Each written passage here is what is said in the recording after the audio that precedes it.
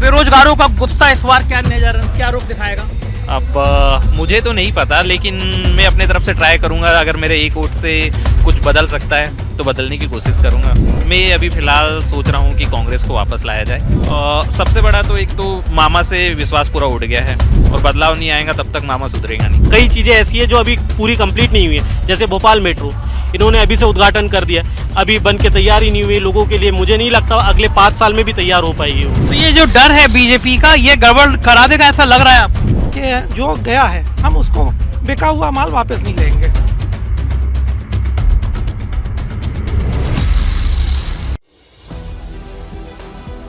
नमस्कार, मैं हूं संजय शर्मा। आप देख रहे हैं 4PM न्यूज़ नेटवर्क। मैं जबलपुर में हूं, अपनी टीम के साथ जबलपुर में हूं। कल से लगातार जबलपुर की मैं आपको रिपोर्टिंग दिखा रहा हूं। जहां खड़ा हूं ये भंवरताल पार्क कहलाता है, बहुत सुंदर पार्क है। जबलपुर आए कभी तो इस पार्क में ज़रूर देख के आइएगा, बहुत मन लगेगा। पीछे लिखा है I love Jabalpur.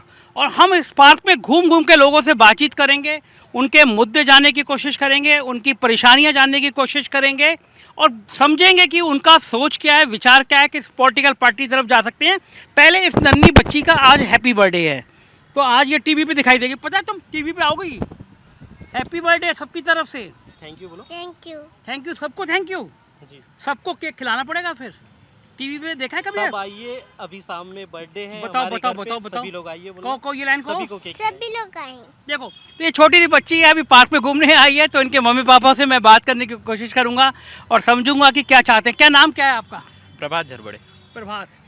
Prabhat ji match देख रहे थे, बोले मैं नहीं आऊँगा। मैंने कहा हम भी लखनऊ वाले हैं, हम आप प्लीज़ करके इनसे बात करने आए हैं। प्रभात भैया क्या करते हैं आप? अभी तो मैं फिलहाल बेरोजगार हूँ। सबसे बड़ा आदमी है आजकल जो बेरोजगार है। कैसा लगता है बेरोजगारों के? कुछ बोल नहीं सकता इस मैटर पे, खाली अपने परिवार पे बोझ। देखिए, ये जो थोड़ी देर का पॉज है और जो अगली लाइन है अपने परिवार का बोझ, इसका दर्द आप महसूस करिए।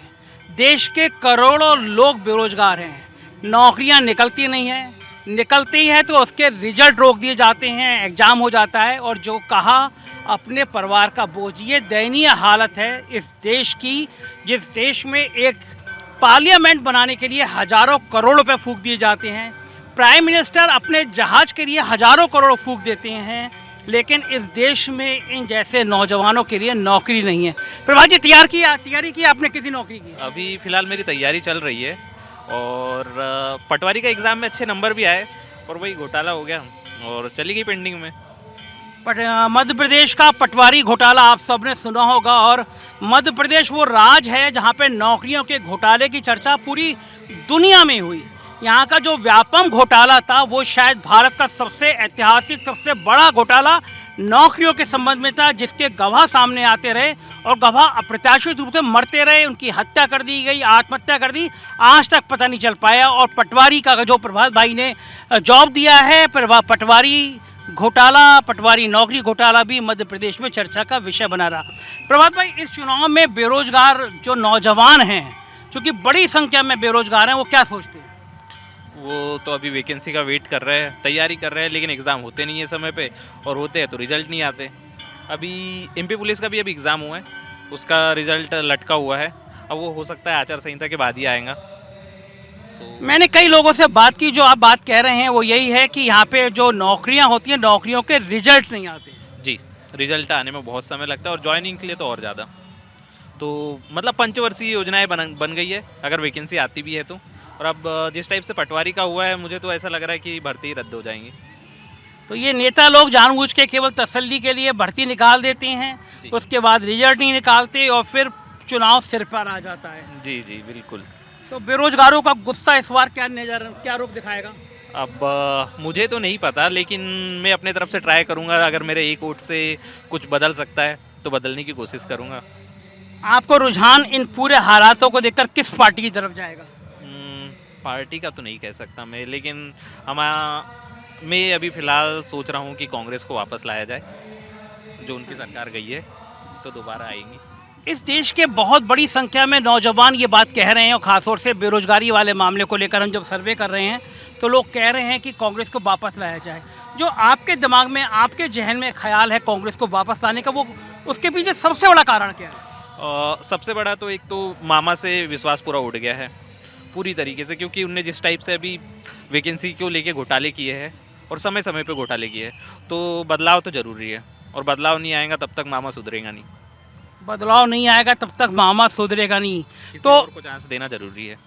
सत्ता में परिवर्तन आना जरूरी है। जी ये मध्य प्रदेश जबलपुर के लोग कह रहे हैं, मान रहे हैं। जी जी। जो नौकरी की तैयारी कर रहे होंगे आपके साथ, जो पटवारी वाला कांड कर रहे होंगे, जो पुलिस की तैयारी कर रहे होंगे, उन सब नौजवानों का भी ऐसा ही मत है लगभग? हाँ, बहुत से लोगों का मामा से भरोसा उठ चुका है। अब बहुत से ऐसा है कि जिनका सिलेक्शन हो गया था पटवारी में, अब उस चक्कर में रुके हुए हैं। तो भरोसा उठ गया है। ये भैया प्रभात जी ने जो बातें कही, बहुत दर्द है इनकी बातों में। नौकरी का दर्द हर एक को होता है, बेरोजगार होते हैं। तो क्या नाम है आपका? मैं डेविड झरबड़े, इन्हीं का बड़ा भाई हूँ। अच्छा, आप इनके बड़े भाई हैं प्रभात जी? जी जी। डेविड भाई, हम लगातार घूम रहे हैं, पूरे उसमें दौरा कर रहे हैं, लोगों से पूछ रहे हैं, आपका क्या ख्याल है, सरकार यही रिपीट या परिवर्तन? नहीं, मैं बिल्कुल परिवर्तन चाहूँगा। मैं ये नहीं कह रहा कि इन्होंने अच्छा काम नहीं किया, लेकिन हाँ, कहीं ना कहीं अब 18 साल से अगर एक ही सरकार को आप देखोगे तो कुछ ऐसा नयापन नहीं लग रहा, और बहुत सी चीज़ें ऐसी हैं जो अब कुछ परिवर्तन होना चाहिए। और विकास में भी मैं समझूंगा कि अब वैसा बात नहीं रही जो शुरुआत के 5 सालों में इनसे एक्सपेक्ट किया था हम लोगों ने, वैसा अब नहीं रहा। तो मैं बिल्कुल चाहूँगा कि इसमें परिवर्तन हो। डेविड भाई, क्या कारण है कि लोग कांग्रेस की तरफ आशा भरी निगाहों से देख रहे हैं? आपको सबसे बड़ी बात कांग्रेस के लिए क्या लगती है? कांग्रेस एक्चुअल में सबसे पहली चीज़ तो थोड़ा सा नयापन आएगा, एक नया मुख्यमंत्री का चेहरा आएगा, जिससे कि हम लोग थोड़ा नए, अब ये सिर्फ घोषणाएं किए जा रहे हैं, और अभी मैं बस इतना बताना चाहता हूँ, कई चीज़ें ऐसी है जो अभी पूरी कंप्लीट नहीं हुई है। जैसे भोपाल मेट्रो, इन्होंने अभी से उद्घाटन कर दिया, अभी बन के तैयार ही नहीं हुई लोगों के लिए। मुझे नहीं लगता अगले 5 साल में भी तैयार हो पाएगी वो, और अभी से उनने कर दिया उसका उद्घाटन। उद्घाटन तो तब होता है ना जब काम पूरा हो आपका। आप 5 साल पहले ही कर दे रहे हो, अभी आपका काम पूरा हुआ नहीं है, तो कहीं ना कहीं मुझे ऐसा नहीं लगता कि अब आएगी मामा की सरकार दोबारा से। तो ये नेता लोग इतना झूठ क्यों बोलते हैं? अब सर, इसके बारे में तो मैं कोई कमेंट नहीं करना चाहूँगा। सर, आपको क्या लगता है? आपका शुभ नाम? मेरा नाम शादाब अली है। जी शादाब भाई, क्या करते हैं आप? मैं जॉब में हूँ। आप जॉब में हैं, लकी आदमी आप जॉब में हैं, वरना लोग बड़े परेशान हैं कि लोगों को नौकरी नहीं मिलती। शादाब भाई, क्या लग रहा है, मध्य प्रदेश में सरकार रिपीट होगी, बदलाव होगा? नहीं, मध्य प्रदेश में 50-50 चांसेस हैं अभी। आप क्लियरली कोई नहीं कह सकता कि कांग्रेस की सरकार आएगी वापस या बीजेपी की सरकार वापस आएगी, क्योंकि दोनों का पल्ला भारी है इस समय। और जो हमारे माननीय श्री मुख्यमंत्री ने किया है, मामा जी ने, वो काफ़ी सराहनीय काम है। उन्होंने सबसे पहले ये योजना लाई, लाडली लक्ष्मी योजना। हर बहनों को वो 1500 रुपये महीना कर दिए उन्होंने, और आगे भी निरंतर वो बढ़ाते जा रहे हैं, और वो 3000 तक का लाडली लक्ष्मी। वो ये लाडली लक्ष्मी योजना कितने महीने पहले आई? ये आपके लाडली लक्ष्मी योजना, जहाँ तक मेरा नॉलेज है, 6 महीना हो रहा है। चुनाव से 5-6 महीने पहले ही याद क्यों आती है? नहीं, इसके पहले भी याद थी। यार, लाडली लक्ष्मी योजना 4.5 साल में नज़र नहीं आई, चुनाव सिर पर आ गया तो योजना याद आ गई। नेताओं की इन बातों को क्या जनता समझती नहीं है? नहीं, जनता समझदार है, इसलिए तो मैंने आपसे बोला कि 50-50 इधर एमपी में चांसेस हैं। मतलब पल्ला किस तरफ चला जाएगा कोई भरोसा नहीं है। लोग कह रहे हैं कि मामा का ही भरोसा नहीं है, मोदी जी निपटा देंगे मामा जी को। नहीं, ऐसा नहीं है, क्योंकि केंद्रीय मंत्री जो 6 या 7 शायद ये वापस एमपी में उतारा है, इससे थोड़ा सा मुझे लग रहा है कि बीजेपी में कहीं तो है कि कमज़ोरी लग रही है। इसलिए उन्होंने केंद्रीय मंत्री जो हैं, प्रेजेंट केंद्रीय मंत्री, उनको ज़मीनी हकीकत में डाला है। तो ये जो डर है बीजेपी का, ये गड़बड़ करा देगा ऐसा लग रहा है आपको? हाँ, कुछ क्षेत्र में तो है डर। कांग्रेस किस स्थिति में मजबूत दिख रही है? आप कह रहे हो 50-50।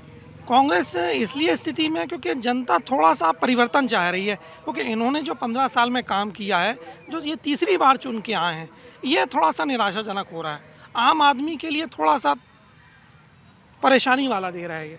ज्योतिराज सिंधिया को तोड़ के सरकार बनाई, वरना पिछली बार हार गए थे। जनता को पसंद आया ही है? नहीं, जनता को वैसे तो ये पसंद नहीं आया। कि अपनी पार्टी को मतलब बीच मंदार में ये छोड़ के चले गए। और अभी हालिया में माननीय प्रियंका गांधी का स्टेटमेंट आया है कि जो गया है हम उसको बिका हुआ माल वापस नहीं लेंगे। ये मैंने सुना है। बिका हुआ माल, सिंधिया को बिका हुआ माल कह दिया। बिका हुआ माल वापस नहीं लेंगे।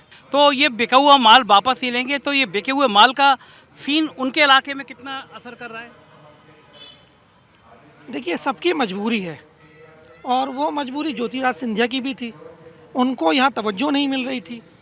इनको ना आपका अध्यक्ष बनाया जा रहा था, ना राज्यसभा मेंबर बनाया जा रहा था, तो उनकी मजबूरी थी। भाई आपने, वो नौजवान पीढ़ी थी, नई सोच की थी, उनको भी एमपी में कांग्रेस को जगह देनी थी। ये मेरा मानना है।